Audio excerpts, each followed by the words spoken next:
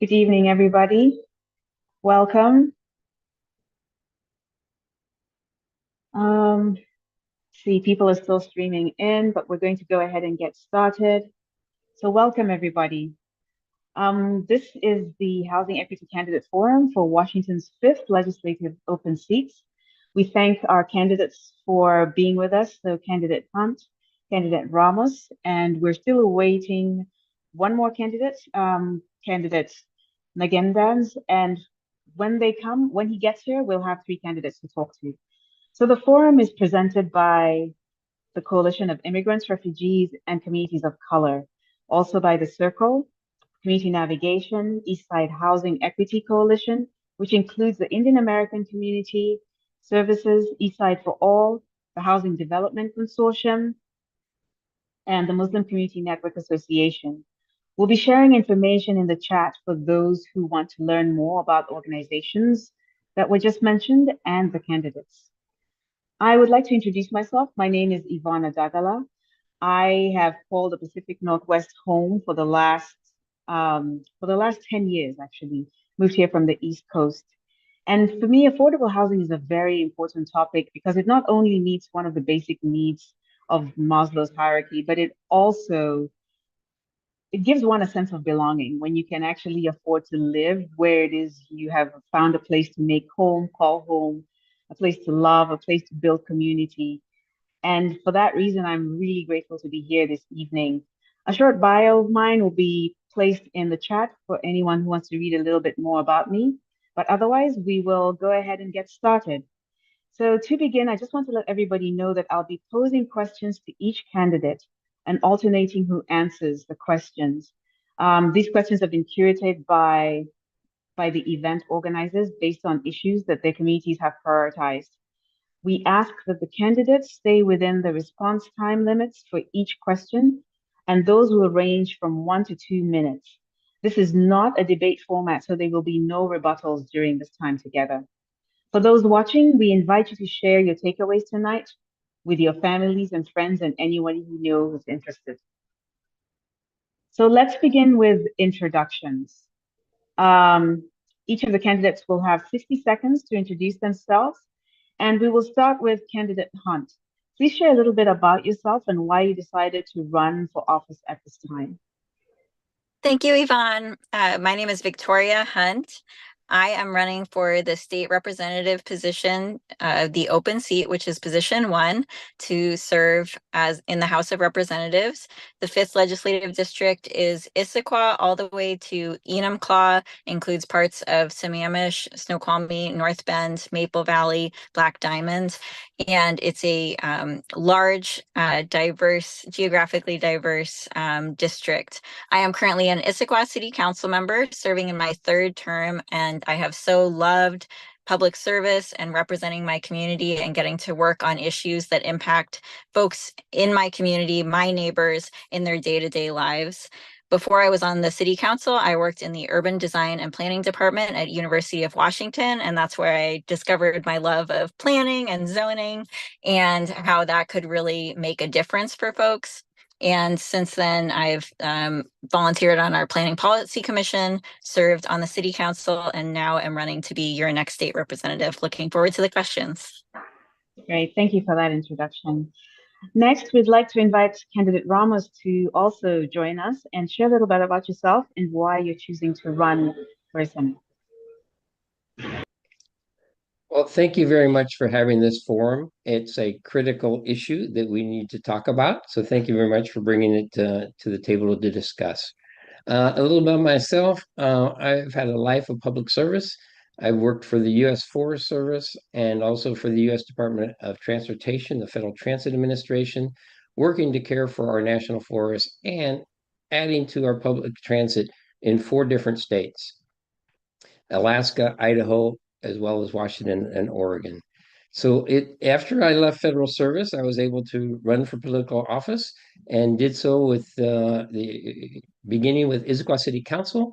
I served there and then ran for the state representative, which I'm currently serving in, have been for 6 years, 3 terms.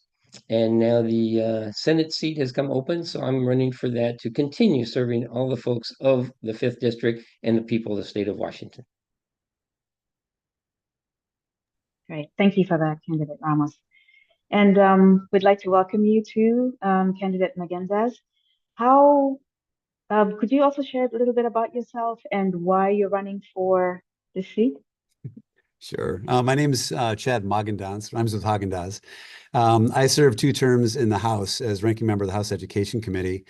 Before that, I spent 12 years in the Navy. I was a nuclear submarine officer, 20 years at Microsoft, where I was a software developer there. And I was president of the ISCO School Board. My focus has been education. For the last 6 years, I've been a full-time teacher in the Bellevue School District. And so I've got a lot of years racked up working on education policy. I was one of the lead negotiators during the McCleary years when we doubled state funding for schools over 8 years. And I've put a lot of focus into education for computer science and alternative routes to certification to make it easier for us to hire new teachers. I have a little bit of a tech background, and so I tended to focus on the Technology and Economic Development Committee and the appropriations committees. I was author of the Washington Cybercrime Act back in the day that passed in 2016. The work I did for school funding, the McCleary remedy was ratified in 2018, as well as I was a prime sponsor for the charter schools fix in the House, and that was also ratified in 2018. Great. Thank you for that introduction. It's great to meet all 3 of you.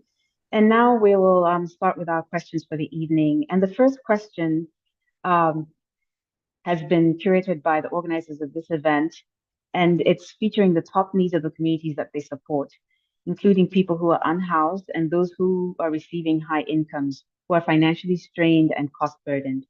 We're experiencing a regional housing crisis with implications for housing affordability, access, and equity.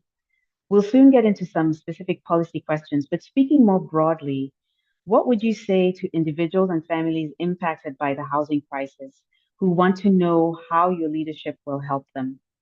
To answer this question, each of you will have 2 minutes to respond, and we will begin with candidate Ramos.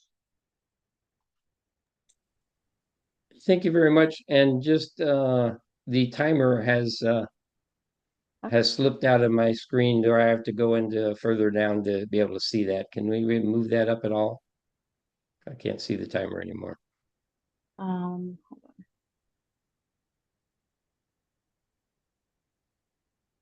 I can't see the people, one or the other. Okay. Okay. Thank you. Hold Thank you on, very Bill. I much. think we just need to make sure that my square is pinned. So I think we've taken care of that. So please go ahead. All right. Thank you very much. And thank you for the question.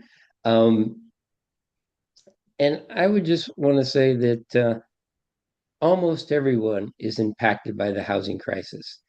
Few folks in the upper economic spectrum are not. And a few folks that, such as myself, that have owned a home for a long period of time are not. But the rest of the folks are. I see that in my kids trying to get established now in their 30s. I see that in all my neighbors, my relatives, anybody who's not in that one of those 2 situations I just mentioned is a critical piece. So bringing that to the forefront to talk about it is what's most important. I'm going to mention a number of times today about my voting record, because my voting record, I believe, stands for itself in the last 6 years. I have voted and supported all of our work in housing, in renter protection, and increasing the funding to housing and working with developers to build more housing. We've put record dollars into the Affordable Housing Trust Fund over the last 3 budgets, 6 years, with this last year being $500 million. We have worked really hard to step forward and understand this and put money where we believe the problem is. It's still a long way to go, but I would stand on my record on that. And my values that I have in there are going to continue in my work as I stay a public servant. Thank you. Great. Thank you for your response, candidate Ramos. And now we'll go to candidate Magendanz. How would you like to answer the question? And you have 2 minutes as well. Sure. Well, I think if you look back at the last few years, all the funding we've thrown into addressing the housing crisis has only made it worse. Yeah, I think putting government money into subsidies can only go so far because fundamentally we have a supply issue. Arguably 1 million homes we are short of in this state. And no matter how much money the government tries to push into the situation, it just seems to escalate the price of housing. We need to build more homes. And the two ways we can do that is we need to make it more attractive for those with property to be willing to be landlords and to rent it out at affordable prices. And right now we're scaring off a lot of landlords with the eviction moratoriums. And a lot of them are afraid that if they try to rent out their property, that they'll never get paid and be stuck in endless cycles of litigation. So we're scaring off a good chunk of the potential rental market. The second thing is we need to look at the available property. And the Growth Management Act has severely constrained the areas that we can develop. And so I think it's time to go back and revisit the 1990 Growth Management Act and consider if there might be opportunities to expand areas that we can develop and expand up into higher density areas where appropriate. Thank you for your response. Candidate Hunt, you two will have 2 minutes to answer the same question. Thank you. I was the city council president in the district in the city of Issaquah in 2020 and 2021, which were really extremely difficult years for the community for a number of reasons, including a lot of pressure on the community from the economic strain associated with the COVID-19 pandemic. And what I would want to say to the community is that through that experience and then through this campaign and really speaking to folks all across the district, this is top of mind and I hear you and I will fight for you. I think that it is extremely important that we are adding housing, that we are adding density in the areas where there's more walkability, where there's more transit already. So we're building more transit-oriented development. I hear all the time that seniors would like to downsize in their community or that children would like to return home from college and live in the community where they grew up, that families would like to have multiple generations together, which also assists with childcare, which additionally assists with some of the lack of affordability that folks across the district are experiencing. So I will fight for you. I will listen deeply and try to understand, what are really those pain points? What can we do to find solutions to the supply issue to make sure that we are building more housing and that specifically we're building more housing that meets the community's needs. And I am hearing about those smaller units, more density where we have more natural affordability, preservation of existing affordable units. I want to work on all of those and more. Thank you for your response, Candidate Hunt. We'll now go on to the next question, and this is turning to specific approaches and solutions. This question will address the concerns of many renters about being priced out of their homes with each rent increase. House Bill 2114 was introduced in 2024 to provide residential renters and manufactured homeowners with protections against excessive rent increases. Specifically, this bill advanced out of the Washington House with a 7% cap on annual rent increases. Would you support rent stabilization? Would you support a rent stabilization bill in 2025? And if so, what provisions would you want to see in a bill and why? You will each have 90 seconds to respond to this question, and we'll begin with candidate Magendanz. So I'm not a proponent of rent control. It doesn't work. Most of the economic experts who looked at it have plenty of proof through history that it doesn't work. And what it does is it scares people out of the market. Potential landlords, potential rental properties won't want to touch additional rent control.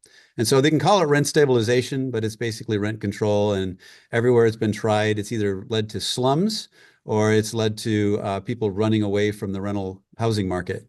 And I don't think either of those are going to solve our problem for us. Thank you for your response. Candidate Hunt, we'd like you to answer the same question as well, and you also get 90 seconds. Thank you. A little bit different perspective. I think that right now we have evidence that there is price fixing, especially amongst some of the very large landlord companies that have a lot of buildings, a lot of units all across the region, and in fact all across the state. We know that additionally, with AI, there is additional use of that technology to make sure that rents are really jacked up as high as possible. And it's putting a huge strain on community members. I hear about community members that are really thinking, can they pay their rent, or are they going to be displaced from the community where they have a job, where their kids are going to school? And it's a huge strain. So I am in support of the rent stabilization. I think we should additionally make sure that we are working on this this price fixing issue that we are seeing. I want to work with the smaller landlords as well to understand how we can support them, but I do support rent stabilization. And it's really because of that experience, listening to the community, hearing about the huge cost burden of these rents and these really huge rent increases.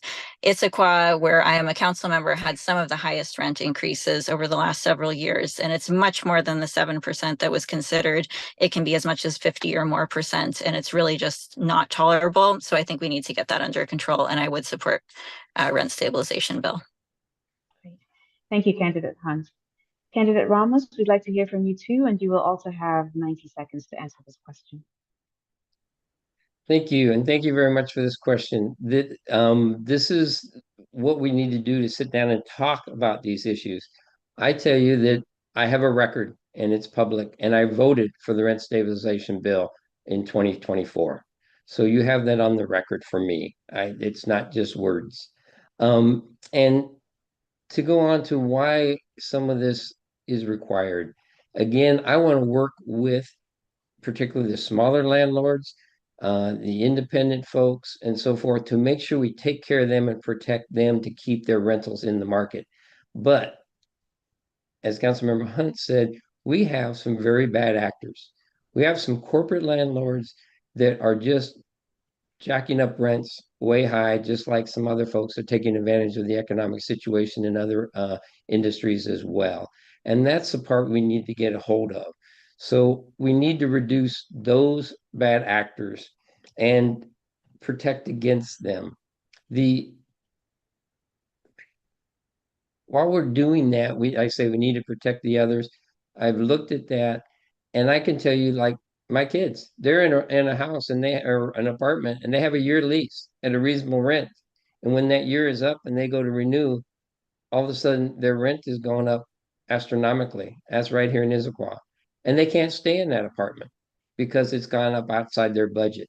That's a thing that really hurts. And that's what I'm seeing in the community, that hearing you and what we need to work on. Thank you. Thank you, Candidate Ramos. For our next question, the state legislature has enacted tenant protections against evictions, evictions and discrimination over the last several years, including just cause termination and right to counsel for low-income tenants. Some of these protections have recently been attacked for contributing to the eviction court backlog and operational challenges in housing. Will you continue to support these recent tenant protections? And how will you ensure the effective functioning of right to counsel? You will each have 90 seconds to respond to this question, and we will begin with Candidate Hunt. I am extremely honored to have the support of the Washington State Association for Justice for All group. And one of the things that they really impressed upon me when I was speaking with them is that access to the courts is really an important part of our judicial process. And really, we can have these laws in place, but if folks don't have access to the court, then those laws are not being implemented justly. And so I absolutely would support the right to counsel, making sure that we have those resources, making sure that the information is available to folks so that they can access those resources, so that they have trusted people that can explain to them their rights, their laws, and how to to get access to those resources. I will mention as well that Issaquah is a full service city. So I'm a council member here in my third term, and we have, in addition to a jail, we have a municipal court and a therapeutic court. And oftentimes making sure that folks have access to resources is an important part of the helping people get back on their feet. And I would want to make sure that that is fully supported, that folks have the resources, especially the right to counsel, and that there isn't a backlog, and that they know that those resources are there for them. Okay. Thank you, Candidate Hunt. And now we'll go to Candidate Ramos. You two will have 90 seconds to respond to the same question. Again, thank you for this question and our discussion we're having today, which is just most important to have.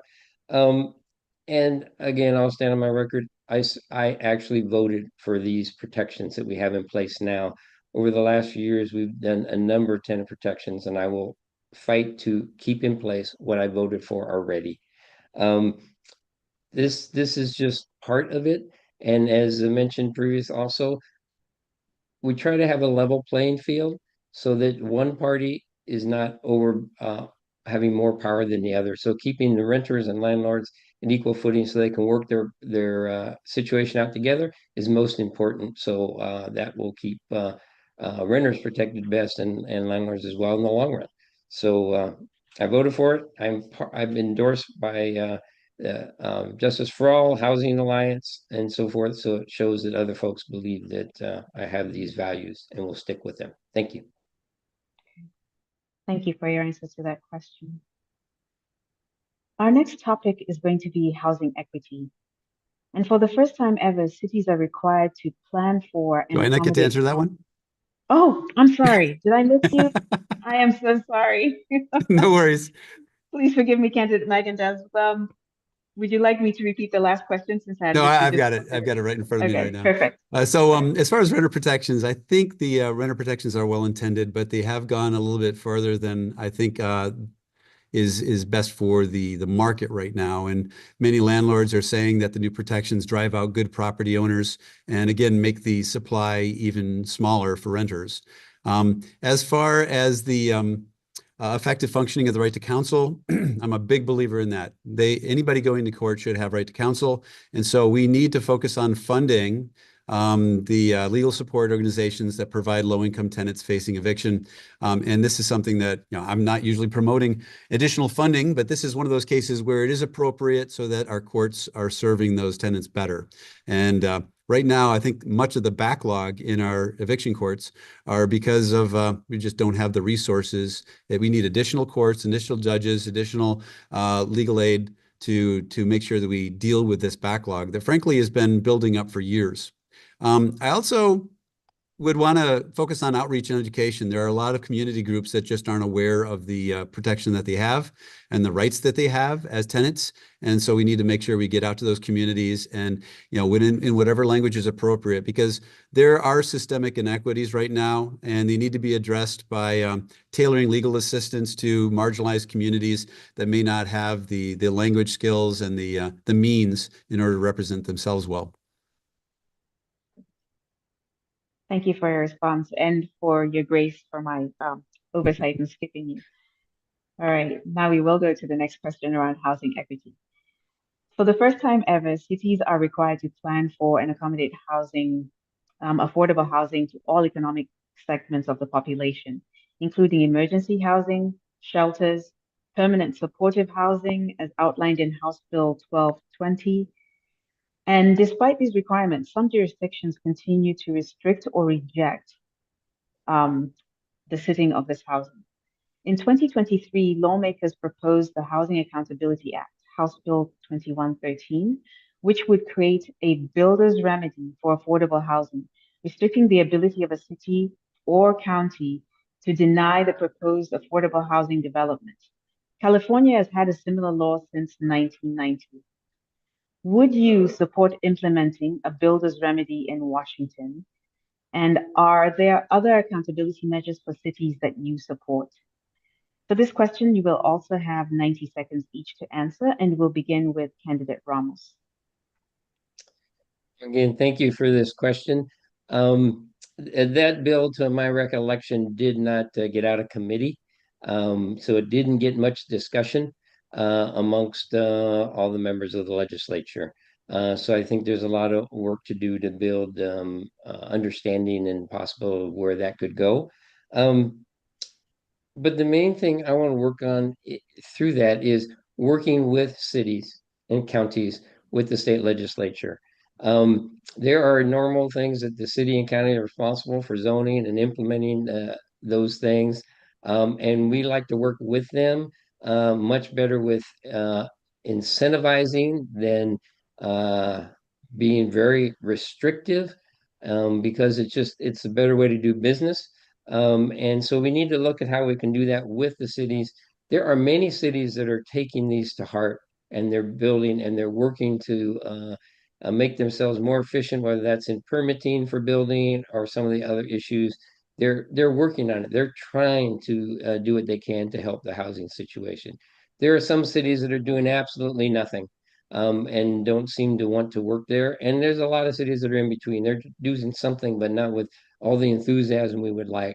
So our job is to work with them and build more incentives so they can deal with that and get to the end of that. Thank you. Thank you, candidate Ramos. And now to you, candidate Hunt, you also have 90 seconds to answer this question. Would like to. Thank you.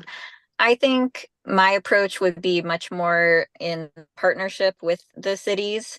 The Growth Management Act sets up a framework where we have the cities really choosing how they want to, in their comprehensive plans, how they want to achieve their growth targets for both housing and for jobs. And I do think all across the 5th district, we have cities that have been adding housing. Issaquah is one, Black Diamond is another one. For the city where I'm currently a council member, which is in the district, we are set to exceed our growth targets well before the targeted date. And that's really a testament to how cities are working creatively. They're working with developers. And so I agree with Representative Ramos in that I think I am much more in favor of making sure that we recognize this partnership with the cities, which are where we expect most of the growth to be over the next decades in housing and helping us meet this demand for housing that our communities really need.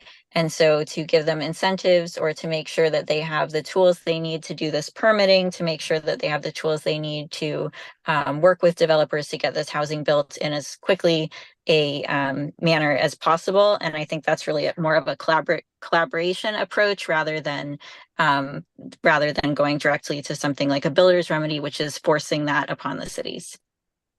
Okay. Thank you for your answer. Candidate Magendanz, would like to. So the builder's remedy is a last resort remedy. I mean, it's very heavy-handed. You're basically going in and you're overriding a local government, which I think would only be warranted if it's obvious the local government has not complied with the state housing laws. I think the first line of defense would be local governments doing their own zoning and complying with the state housing laws, so there'd be no justification for the state government to do that. I can only think of a few, really last resort type cases where the government would be willing to go in with such a heavy-handed approach. But I think we do need to recognize that there is a bit of a NIMBY attitude that a lot of local jurisdictions are dominated by. And they don't want these local developments in their neighborhoods. They don't want the density in their neighborhoods, and yet they want all the benefits of that density, like rapid transit and light rail and things like that. So I think there is an opportunity to tie a lot of the housing development to access to some of the modern amenities like light rail and things like that would come with that density, but they should be tied together. You shouldn't have, I'll use Issaquah as a great example. Issaquah does not have the density to support light rail right now. It's not anywhere close. And yet they negotiated that as part of the Sound Transit deal. And I don't know, it might be another 20 years before we actually see it in Issaquah, but it seems like those two should be tied together in order to pencil out a lot of the rapid transit and high density, mass transit solutions need appropriate density in the destination local community. And so this is one thing we could do that I think is more straightforward than the builder's remedy. Thank you for your response. Okay, we're now going on to our next topic, which is about funding. So developers need public subsidies like the Housing Trust Fund to build housing that's affordable for low-income people. While the state increased funding for affordable housing over the past few budgets, there's still no dedicated fund source for the Housing Trust Fund, and we understand that we're going into a difficult budget year. What are your specific commitments to scaling up investments in affordable housing? And do you support new dedicated funding tools at the state level? Please be as specific as possible, and each of you will have 2 minutes to respond with this question, beginning with candidate Magendanz. So I'm obviously not a fan of subsidies, but I think they can be done well if they're focused in partnership with building supply. Subsidies alone are just going to drive up the costs. And so if you're really trying to improve access to housing, it has to be coupled with a supply and policy change to encourage developers and landlords to contribute more housing units to the equation. I've seen a lot of very poorly designed subsidy programs, and so that's why I'm generally very skeptical of that particular approach. But vouchers, for example, seem to be a good mechanism where the actual tenant is in the position to actually shop around for the best bang for their buck when it comes to housing. That's generally where I tend to focus. But they are bureaucratic hurdles. They have a stigma associated with receiving assistance. And then, it still comes down to availability. Is there the supply? And without that, we're just driving inflation for the housing market. Great. Thank you for your response. And now, candidate Hunt, we'd also like to hear from you, and you also have 2 minutes. Thank you. I do support having a dedicated funding source for the Housing Trust Fund. This will be my first, if I am honored to serve in the state legislature, this will be my first time serving at that level at the State House of Representatives. And so I have a lot to learn, but I do know that making sure there is a dedicated funding source is extremely important. We've seen that for infrastructure. We've seen that for public education. We really need to make sure that it's prioritized, and that what that means when budget comes around is that there is funding set aside and that it can't be swept into some other use case. I also support making sure that the cities have the permitting tools that they would like. So for example, right now, cities are paying for individual software. They would like to have one permitting software that they could all use. And so I would like to make sure that we're giving cities tools like that so that they can be partners with the state in building out housing. And additionally, I support really creative solutions like I've heard from the community time and time again. For example, making sure that it's very easy to create, easy and accessible to create housing land trusts. So we often hear about land trusts for conservation, for example. I would like to make sure that the community is able to use their own investments to make a housing trust, and so that the community can really be a partner in making sure that we get this housing that we need. They can then own the land through that trust, and then the housing on top of that land can be more affordable in a sustainable way. So I do support the Housing Trust Fund at the state level. I also support lots of creative tools. I think working with the community, we to get us to the housing that we need.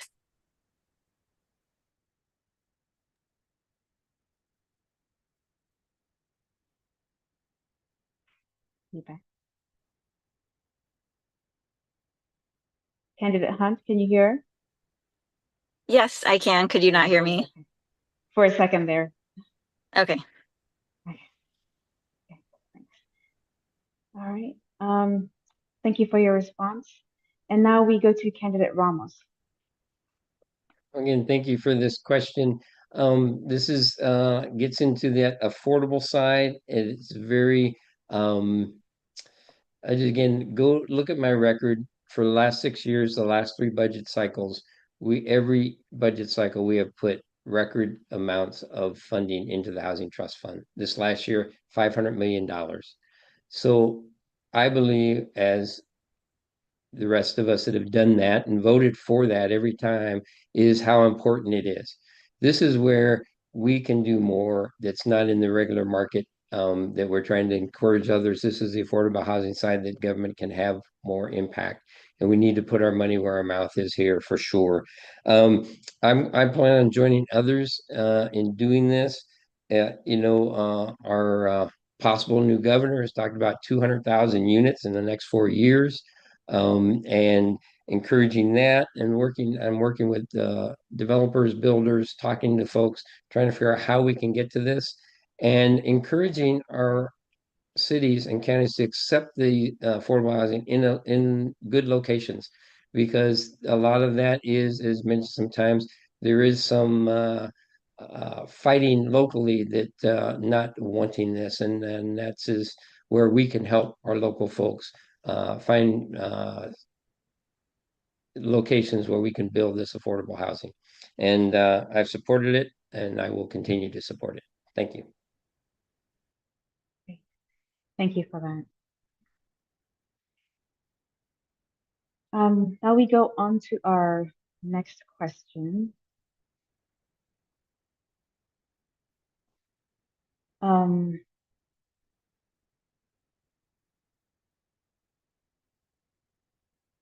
Sorry, that was just one. Here we go.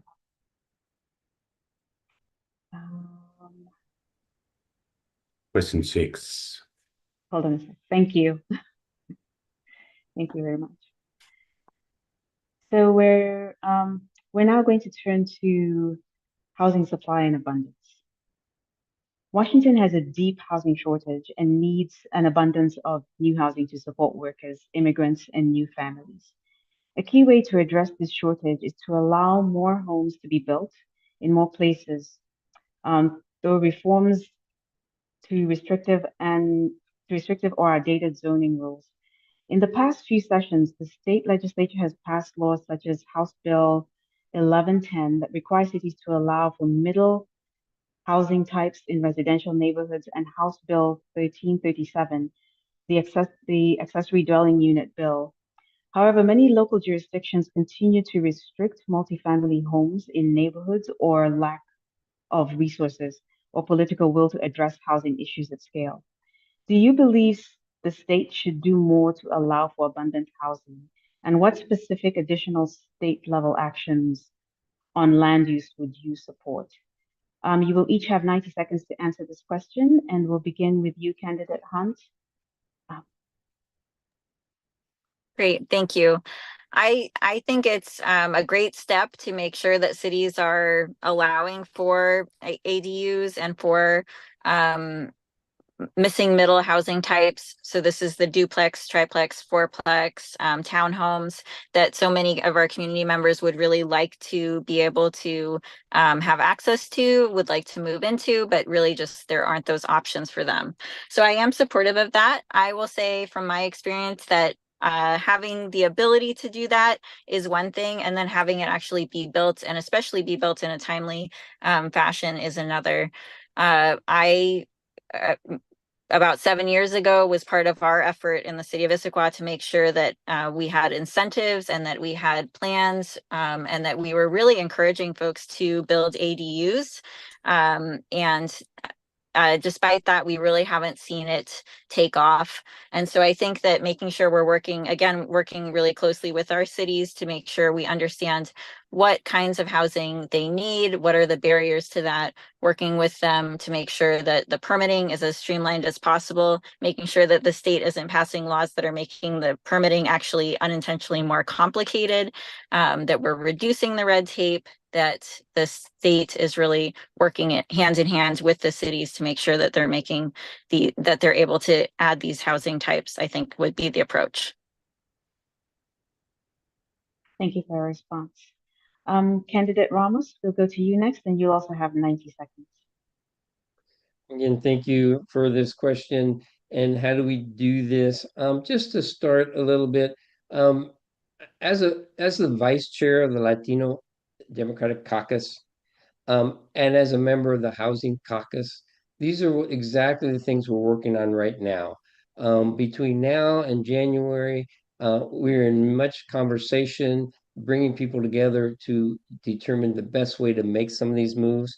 So this is a time in the interim where we really work on the details of these bills on how to increase housing. That is what is most important for me in the long run of the whole housing issue, is to balance that supply and demand equation to where the long term it is functioning better on its own than without a lot of government interference. That's what we have to do now. But I want to do that because we have just folks that are leading that. I'm going to be working with them over the next couple of months to bring these bills to fruition and introduce them in January. And this is where it's all going to be. Like I say, with the support I've got of almost every Democratic House representative and senator, I've got the housing leaders, Representative Alvarado and Representative Bateman, working with those folks to show the people that are working with me and I with them to get this problem solved. Thank you. Great. Thank you, candidate Ramos. And the same question to you, candidate Magendanz. Thanks. Well, in addition to the zoning reforms that Victoria mentioned, we would definitely focus on streamlining the permitting process. Those delays and costs are really driving development away. And if we can encourage more builders to enter the market, that's going to generally address the supply problem. State and local collaboration is an area that I'd really like to focus more on. The urban growth boundaries, as they're set right now, have a lot of urban growth islands. And there is very inadequate infrastructure to the arterials that are serving transportation infrastructure to those islands. So people are living in Issaquah, living in Maple Valley or Black Diamond, and yet they're working in downtown Seattle or Bellevue. And frankly, the state has not been investing in the infrastructure needed to provide transportation for those commuters. And I think the state can provide that in partnership with a commitment from the local communities to meet the local jurisdictions to meet their housing needs and their own infrastructure needs when it comes to like water and sewer and parks and recreation, things like that. So I think those kind of state and local collaborations where the state is, definitely adding value to the situation by transportation infrastructure would be an appropriate incentive to get locals to be willing to have conversations about higher density housing. Thank you for your response. And on this same topic, solving Washington State's housing crisis will require a deep commitment to building new homes at a range of income levels, at a various range of income levels and types. We also have to maintain and operate housing after it's built. As we see insurance premiums and other operational costs rise, housing providers have identified the critical need for more operational support to sustain affordable housing that has already been built. So how will you work to support existing affordable housing operations and capital funding needs? You will each have 60 seconds to answer this question, and we will begin with candidate Ramos. Well, thank you very much. It is most important, excuse me, to make sure we keep the affordable housing we have. That to me is important because replacing it is extremely difficult and costly. So the focus I will have is definitely to make sure that any existing affordable housing is kept in affordable housing, and continue to work, as I mentioned, with others to support what's needed for that, whether that be in transportation sector, which I work closely in the transportation committee to make sure we have the right transportation to get to serve these areas, and infrastructure is critical. We've gone back in the last transportation package to help go back to some of these communities where transportation projects have been a harm to their community and repair those harms so that they have better services than they had in the past. Thank you very much. Thank you, candidate Ramos. And the same question to you, candidate Magendanz. So I think focusing on streamlining the process so that there's less administrative and regulatory process for these housing providers to access the funding, and then partnering with the private sector to encourage collaboration between public and private developers. Those would definitely be a good start. One of the things that we get a lot of pushback from local communities is when you have housing developments that are focused on, frankly, homeless who are dealing with substance abuse and mental health issues, is that the housing provided would be coupled with treatment programs, and having a hard requirement that they're enrolled in a treatment program and making progress towards becoming clean and sober. I think those are those are things that will probably help those communities accept low-income housing more in their neighborhoods. Thank you for your response. And now the same question to you, candidate Hunt. I am extremely honored to be supported by healthcare workers and long-term care workers, folks that are able to provide the mental health and the behavioral health services that we know are really, those wraparound services are really important, especially for successful housing that really meets the needs of people, especially at those very, very deep affordability levels, housing for folks with disabilities as well. And so I really want to make sure that we are developing the workforce and supporting the workforce that provides those truly essential services that make that part of the housing continuum serve our community members. So I would want to focus in on that because I know there is a shortage of folks that are able to provide those services.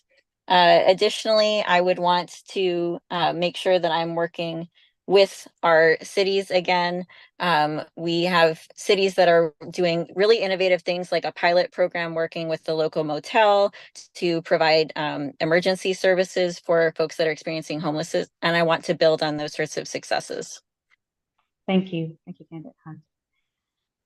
And I want to thank all three of you for your thoughtful responses tonight. And we're now at the point where we're going to be listening to your closing statements. So can each of you please share why you believe you're the best choice for voters in the district, especially those who are experiencing a lack of housing stability?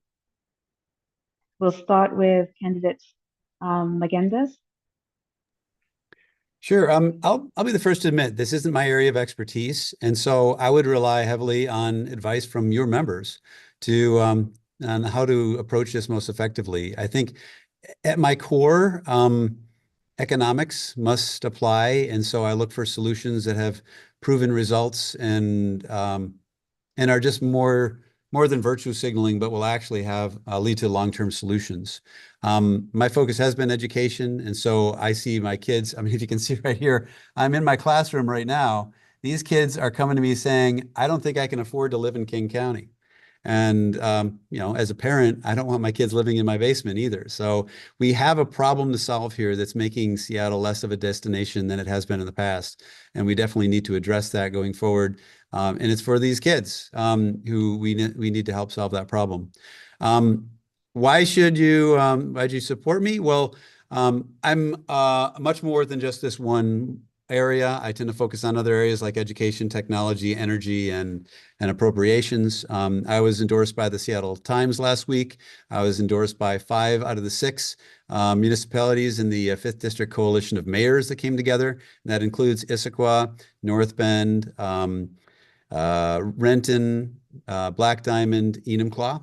And so, you know, for someone, a Republican to get endorsed by a group like that is fairly unusual. I am a very independent voter. If you actually look at my voting record, I'm the least likely to vote party lines of anybody who served in the 5th District, going all the way back to when they first started publishing the results back in '91. And so I'm running against the most partisan voter. So if your goal is to just vote for somebody who's going to vote party lines, you should definitely vote for my opponent. But I'm going to care about each individual policy, and I'm going to take a thoughtful approach to each one of them that's going to involve more than just being a lemming. I want to actually know that these are more than virtual signaling, are actually going to move the needle in the long term. Thank you, candidate Magendanz. And now we'll go to you, candidate Hunt. Thank you so much, Yvonne. And thank you so much to all of the organizers and all of the organizations that put on this forum this evening and the opportunity to speak with you all about my positions on the issues. Again, my name is Victoria Hunt. I'm running for the state representative position 1 to serve the 5th legislative district. And I'm a working mom, I'm a scientist, and I have been working in the community as a public servant, now serving my 3rd term on the Issaquah City Council. So I really want to hear directly from folks in the community, understand the issues deeply, use data, but also use those personal stories about how the decisions I'm working on are going to impact folks directly. I am extremely honored to be endorsed by the Seattle Times, and in that endorsement, they focused on my transparent approach to governing, my commitment to transparency, my commitment to making sure that folks understand exactly where I'm coming from, and then also my collaborative nature. Very honored to be endorsed by many of the mayors across the district and really wanting to work with those cities. And I'm actually, as you may notice, it's getting darker and darker. I'm in a parking lot here. I'm about to go into my city council meeting at City Hall, and I'm extremely honored to be endorsed by all of my fellow city council members, as well as the mayor in Issaquah. And it's really, I think, because I'm dedicated to working, to getting results, and I would love to serve this community. Great. Thank you for your response, Candidate Hunt. And now to you, Candidate Ramos.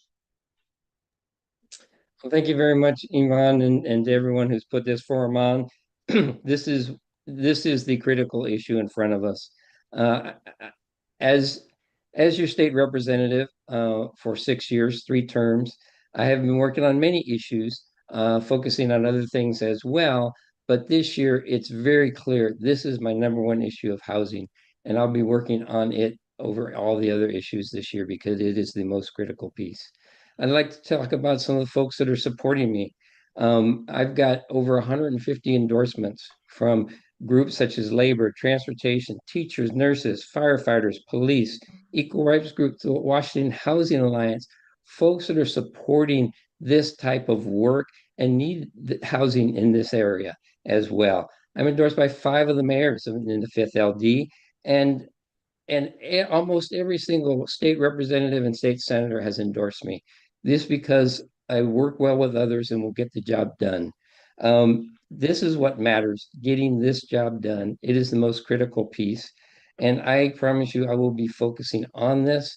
In contrast to my opponent, who has no endorsements from these kinds of entities, has very few endorsements except from the public rights group, or property rights group, excuse me, and realtors, does not work in this arena at all.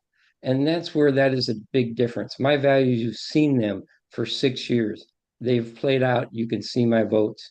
I work well with others. We work in a bipartisan way to get these solutions going. And those endorsements are just critical as I work with the Housing Caucus and all those representative senators that are, again, working on this to bring good solutions forward in January. And I thank you very much for bringing this forward. Thank you for your time, and hope to talk more with you as we bring this to solutions to this problem.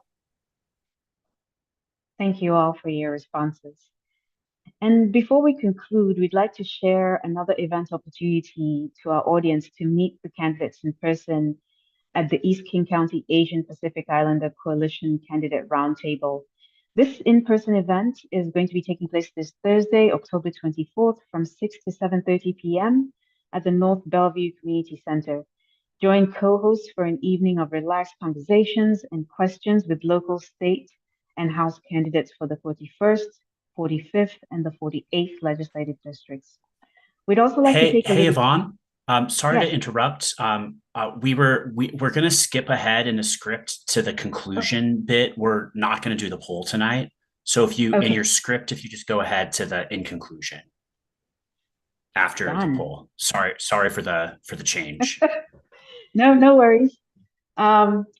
Hopefully everyone makes it to that event on Thursday. And in conclusion, we would like to thank Candidate Hunt, Candidate Magendanz, and Candidate Ramos for once again joining us this evening. It has been a valuable opportunity for our communities to hear from you.